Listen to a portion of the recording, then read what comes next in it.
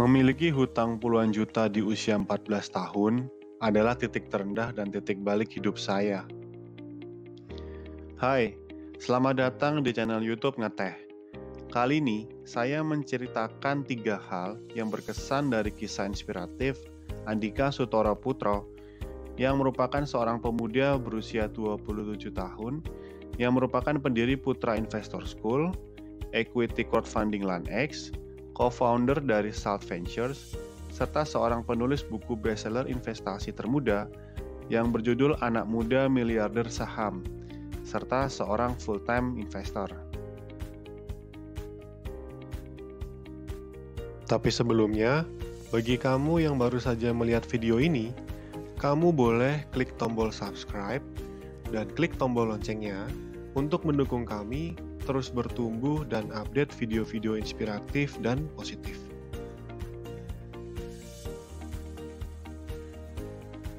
Andika Sutoro Putra lahir di Singkawang pada tahun 1994, Kalimantan Barat. Dengan latar belakang ekonomi keluarga yang sederhana, ayah Putra menjalankan usaha yang tidak menentu, dari bekerja sebagai karyawan bengkel, beralih ke jual beli motor dan mobil, penyewaan CD hingga membangun usaha burung walet. Saat Putra SMP, ia pernah mengalami kejadian yang membuat dia harus berutang sebanyak 10 juta rupiah. Jumlah ini sangatlah besar untuk anak yang masih berusia 14 tahun. Putra tidak berani menceritakan kepada ayahnya kejadian yang dialaminya, karena ayah Putra terkenal sangat keras dalam mendidik, apalagi ketika Putra melakukan kesalahan. Akhirnya Putra bercerita kepada ibunya. Namun, karena kondisi keuangan yang sangat terbatas, ibunya hanya berpesan bahwa Putra harus bertanggung jawab dan mencoba berjualan. Ibunya akan membantu. Putra mencoba mencari solusi usaha melalui internet. Dan saat di Kaskus, ia menemukan bahwa CD rekaman suara burung walet saat itu dijual bisa mencapai 5 juta per keping. Putra meminta izin ayahnya untuk menjual CD rekaman burung waletnya. Dan ayahnya mengizinkan karena CD itu dapat dengan mudah direkam kembali. Selama 3 bulan pertama, CD tersebut tidak laku sama sekali. Padahal Putra sudah menurunkan harga jualnya hingga 50%. Putra menyadari ia tidak memiliki pengetahuan dan pengalaman berjualan. Akhirnya, Putra memutuskan untuk pergi ke Pontianak yang menghabiskan kurang lebih 6 jam perjalanan dari kota Singkawang untuk membeli buku Marketing Revolution karya Pak Tung Dungsum Waringin. Setelah ia mempelajari dan menerapkan pengetahuannya pada bisnisnya, akhirnya Putra berhasil menjual keping CD-nya yang dibanderol dengan seharga 2,5 juta per keping, hingga ia memperoleh keuntungan 15 juta pertamanya. Disinilah Putra menyadari bahwa pengetahuan yang ia miliki dalam sebuah buku bisa menghasilkan uang. Putra sejak SD dikenal sebagai anak yang selalu ranking 2 terakhir di kelas, atau top 5 terbelakang. Sejak SD, Putra merasa bahwa buku adalah tentang pelajaran yang memusingkan dan tidak berguna. Wajar kalau dia malas membaca buku. Ketika Putra mendapatkan 15 juta pertamanya, Putra mengubah pemikirannya menjadi buku adalah sumber informasi untuk mendapatkan dan melipat gandakan uang. Dan sejak saat itu, Putra jadi sering sekali membeli dan membaca buku, terutama buku-buku tentang bisnis dan marketing. Hingga Putra berhasil memperoleh total keuntungan dari penjualan CD-nya senilai 100 juta rupiah di usianya yang masih 14 tahun. Kedua, perjalanan menjadi miliarder muda. Ketertarikan Putra dengan dunia investasi saham dimulai saat Putra masih berusia 14 tahun. Dengan uang 100 juta hasil penjualan CD-nya, Putra kebingungan uang sebanyak itu untuk apa. Hingga akhirnya Putra mencari tahu melalui internet apa yang orang kaya lakukan untuk menjadi kaya. Dan Putra menemukan bahwa orang terkaya di dunia berinvestasi dan memiliki saham. Saat itu Putra tertarik dengan salah satu orang terkaya nomor 1 di dunia yang kekayaannya berasal dari investasi saham, yakni Warren Buffett, yang juga menjadi idola Putra sampai dengan saat ini. Putra sempat menanyakan tentang saham kepada ayahnya, namun ayahnya menjawab bahwa saham itu seperti judi dan berbahaya. Hal ini dikarenakan pengalaman dari kerabat ayahnya yang jatuh bangkrut, bahkan rugi miliaran rupiah karena bermain saham. Hal ini wajar saja karena setelah Putra tanya lebih lanjut, ternyata teman-teman ayahnya ini tidak memiliki pengetahuan bagaimana berinvestasi di saham. Putra bertekad ingin mencoba menginvestasikan uang hasil penjualannya ke pasar modal. Namun, karena usia Putra saat itu belum cukup untuk membuka akun di pasar modal, Putra meminta izin ayahnya untuk membuka akun dengan atas nama ayahnya.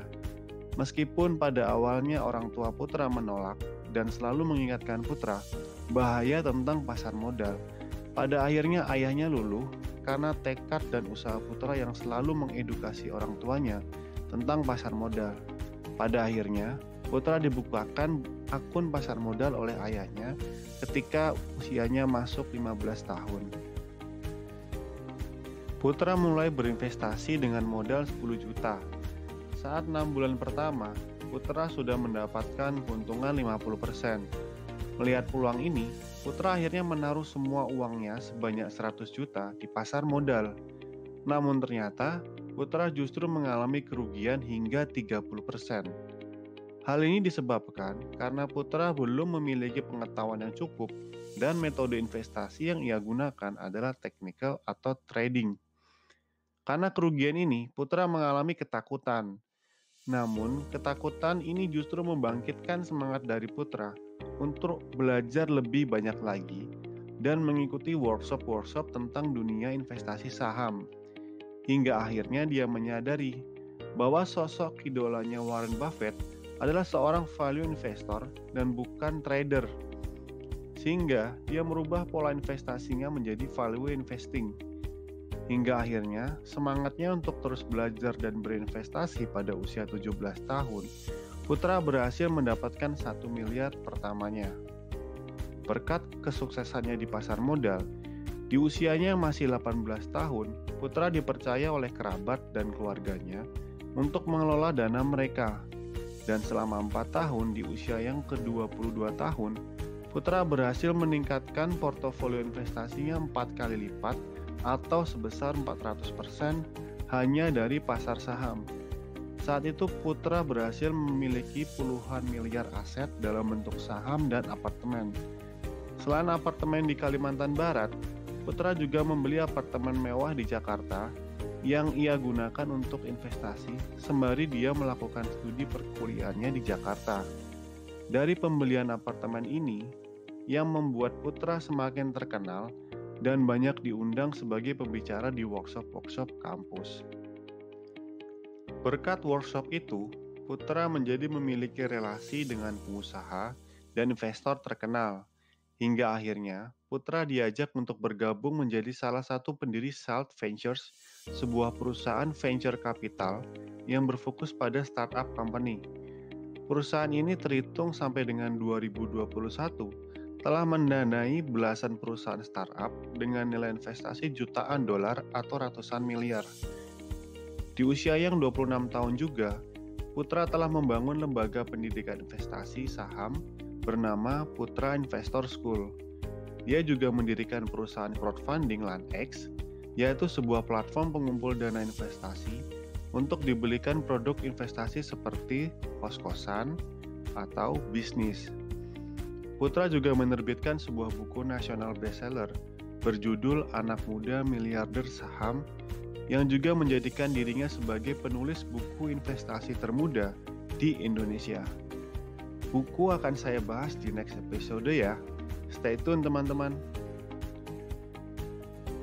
Yang ketiga, pelajaran hidup dari Putra. Putra selalu mengatakan bahwa pencapaian yang ia raih sampai dengan saat ini tidaklah mudah dan membutuhkan alasan untuk selalu bangkit ketika jatuh. Putra sudah melewati masa-masa sulit di mana dia harus menutup dan menjual bisnisnya yang bangkrut. Pernah juga kehilangan uang miliaran karena investasi bodong. Namun, untuk dapat bisa bertahan dalam naik turunnya usaha atau bisnis, dia selalu berpesan untuk memiliki long term goal atau tujuan jangka panjang. Selalu ada next 10 years, apa yang selalu ingin kita capai 10 tahun ke depan. Hal ini yang menjadi alasan bagi Putra untuk selalu bangkit dan kembali maju meniti kembali bisnis dan investasinya. Bagi Putra, pengetahuan merupakan kekuatan untuk mencapai segala hal di dunia ini. Tanpa pengetahuan, mungkin Putra tidak akan berada di posisi saat ini. Memiliki miliaran aset, memiliki 15 juta pertamanya, atau mungkin Putra hanya akan menjadi seorang buruh atau kuli di Singkawang. Never ending improvement adalah semboyan dan moto hidup dari Putra. Apapun yang sedang saya lakukan, saya harus terus meningkatkan kapasitas pengetahuan saya yang saya miliki setiap hari, baik dari membaca buku, melihat video edukasi, membaca laporan keuangan, membaca informasi dari berita dan sebagainya. Jangan pernah merasa puas dengan pencapaian kita hari ini, dan selalu merasa sebagai anak terbodoh di kelas yang haus akan pengetahuan. Semua hal yang ingin kita capai, pasti di luar sana sudah ada orang yang berhasil mencapainya. Tugas kita hanya perlu mencari dan belajar darinya. Jika kamu suka dengan video ini, kamu bisa memberikan like dan komen di bawah mau video tentang hal inspiratif apa yang akan saya bahas di video selanjutnya. Share juga agar orang-orang terdekatmu bisa bersama-sama bertumbuh positif. Saya Willy dari Ngeteh, sampai jumpa.